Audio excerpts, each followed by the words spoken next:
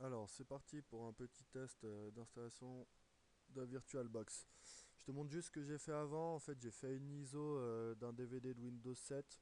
Donc, tout simplement, j'ai mis mon DVD. Il y a un petit logiciel que tu peux télécharger qui s'appelle Ultra ISO. Continuer. Et donc là, tu fais créer une image du CD DVD. Il y a ton DVD qui est là et ça te fait un petit fichier ISO. Donc là, je l'ai déjà fait pour que ça aille plus vite. J'ai déjà installé la VirtualBox aussi. Quand j'ai fait l'install, j'ai tout fait par défaut, hein. J'ai rien touché. Donc là, on va faire nouvelle. Donc bah là, toi, tu choisis XP 32 ou 64 comme tu veux. Moi, ça va être un Windows 7, donc je vais l'appeler Windows 7. Ah bah tu vois, il m'a mis automatiquement Windows 7. Next. Alors pour la RAM, je sais pas si je t'avais expliqué, mais faut pas mettre plus de 50% de ce que tu as sur ton PC. Donc moi, je vais essayer de rester un petit peu en dessous de 2 Go. Voilà, on va faire comme ça. Créer un disque dur virtuel maintenant. Par défaut, lui, il met 25 Go. Moi, je crois que je vais mettre un peu plus. Donc, tu laisses sur VDI. Taille fixe. 25. Moi, je vais mettre. Je te conseille de mettre un peu plus parce que si tu veux installer quelques jeux et tout, moi, voilà, je vais rester autour de 50. Créer. Fuck you.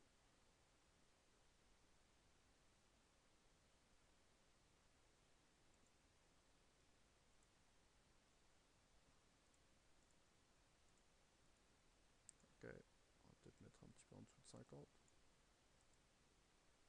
Ah ouais, il kiffait pas. Ouais, donc là, ça va prendre un petit peu de temps.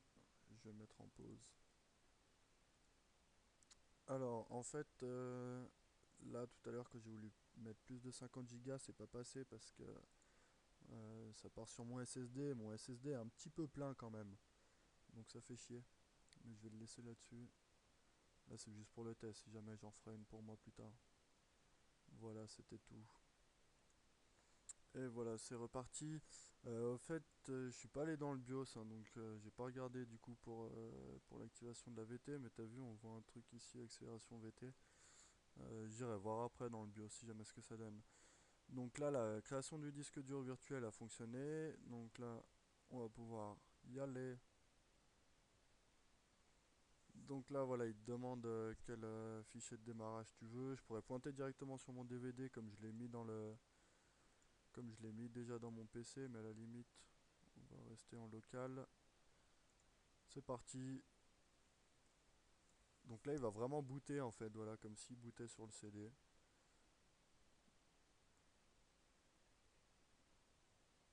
Et puis là, bah, tu fais une installation de Windows classique, hein, comme d'hab.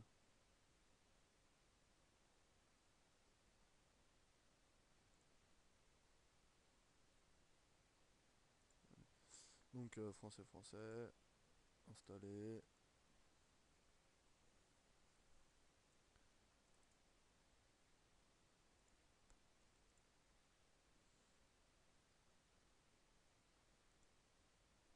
Yeah, putain.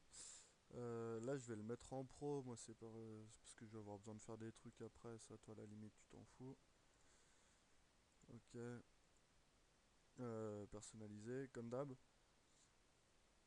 Donc là, tu fais comme d'hab, nouveau. T'inquiète pas, ça va pas formater ton disque, hein, ça va juste en fait prendre sur le dossier que tu as créé.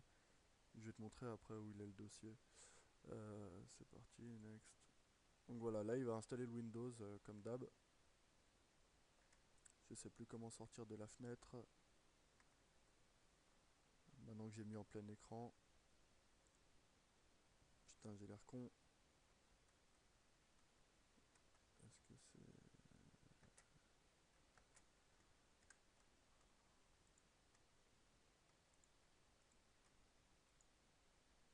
Avatar. Oh là là.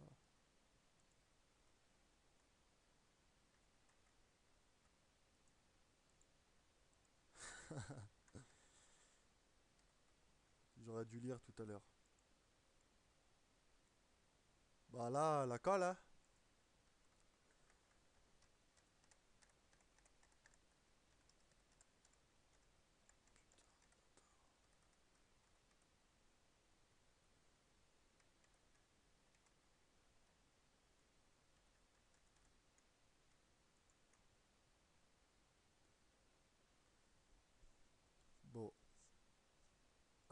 Ça c'est cool. Écran.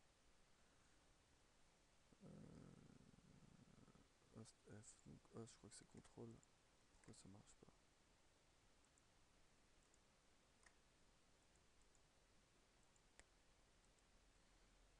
J'ai tripé. Ouais, donc en fait, le dossier, il te le met dans le C, dans ta session. Voilà. Donc ça, en fait, c'est le dossier qui, en gros, qui te sert de disque dur pour la machine virtuelle, quoi.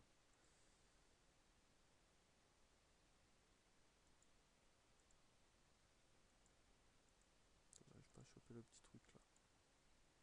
Normalement, c'est CTRL F, ou peut-être peut-être Alt F. Voilà, ça doit être ça.